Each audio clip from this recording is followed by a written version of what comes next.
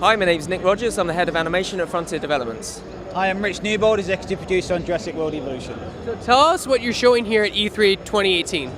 So this is Jurassic World Evolution. It's a chance for players to build their own Jurassic World, take control of Los Cinco Muertos, the 5 islands from the films, and build up your own dinosaur park. Look after those guys, look after the guests, and make sure everything doesn't go wrong, which it inevitably will.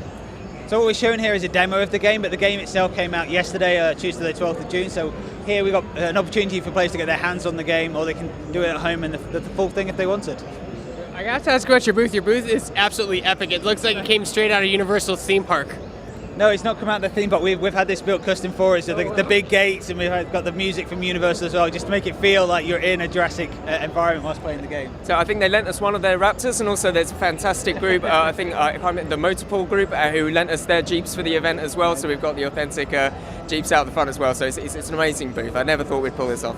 What are some of the challenges in making a licensed movie game as opposed to like an original franchise game?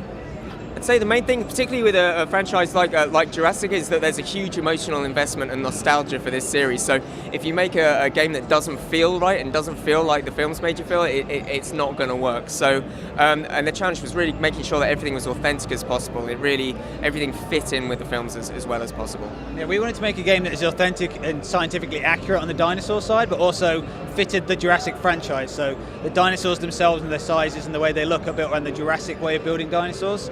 One of the big challenges was trying to get reference for the way they behave. So we try to make the dinosaurs as believable and behave as realistic as possible, but you'd never see a T-Rex sleep in the film.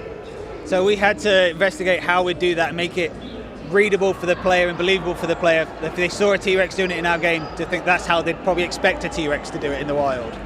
So talk about the different gameplay modes you have in this, because this is not just a isometric SimCity builder. You're actually going in first person, in like third person view, and driving cars and stuff too.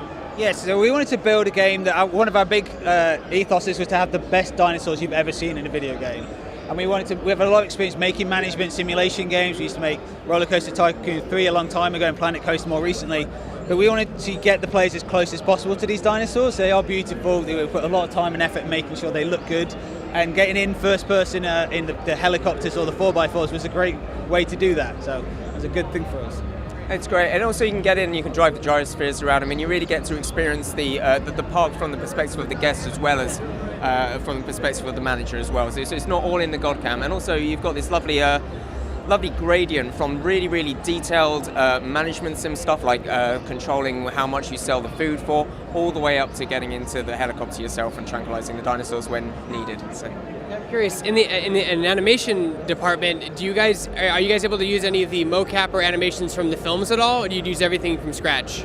Everything was done from scratch, and all of the dinosaurs were completely hand-keyed. So we took a lot of inspiration from the films, we used a lot of reference from the films, but when we couldn't get reference from the films, we went to wildlife and we started looking at footage of elephants, rhinoceroses, lots of birds, and we tried to build as realistic a behavior as possible with all of the animations. And we had a lot of support from Universal as well in terms of getting them to check over all of our assets and make sure that they fit in with the Jurassic World.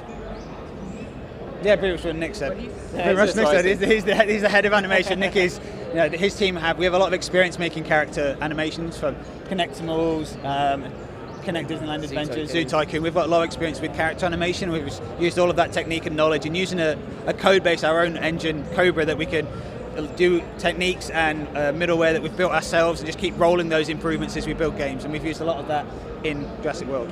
What is the challenge when taking a genre of game that's normally played with a keyboard or mouse for a controller and making it for a controller?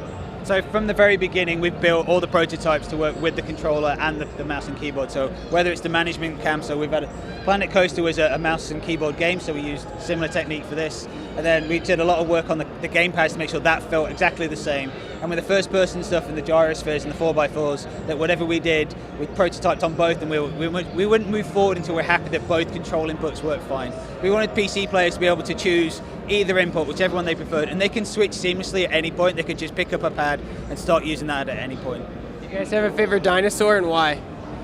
So mine is the Triceratops, which Nick always refers to as the default dinosaur. It's just the safe one. But that's because when I first watched Jurassic Park a long time ago, it's the first dinosaur you kind of saw on film, and it was so beautiful and so majestic. And also because all the other dinosaurs you see in that film are kind of terrifying and there's a lot of scariness. So I think the Triceratops has always been my favourite. Mine was Parasaurolophus for years, but I've just seen Fallen Kingdom and I've changed it, but I don't want to give it away for people who haven't seen the new films. But I still have a lot of love for Parasaurolophus. So. I like Denver, the last dinosaur. That's my favorite dinosaur. Oh, yeah, he was great. He was great. And he could play guitar, and he was really cool and hip with the young I kids. think he played keytar, actually. Like, even cooler than guitar. He played the keytar. When does the game come out? What platforms will it be on? It came out yesterday, Tuesday, 12th of June, and is on PC, Xbox One, and PS4. And on June 22nd, we're going to be releasing a free DLC to go in conjunction with the release of Fallen Kingdom. That's going to add 6 new dinosaurs to the game, which are the ones that you'll see in the film. So that'll be a great little update for anyone who's bought the game.